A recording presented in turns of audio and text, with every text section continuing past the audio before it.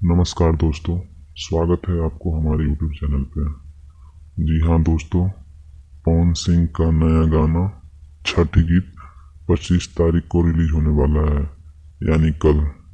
अब देखना है पवन सिंह के फैन ट्रेंडिंग नंबर 1 पे इस गाने को लेके जाते हैं कि नहीं।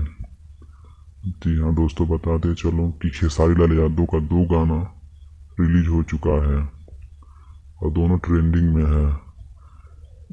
ट्रेंडिंग में इसलिए है, खेसारी लाल यादव के गाना पे ऐड लगा हुआ है।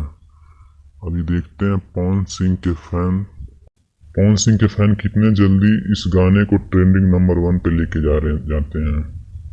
जी हाँ दोस्तों, इसी तरह की नई अपडेट के लिए हमारे वीडियो को लाइक करें और चैनल को सब्सक्राइब कर लें।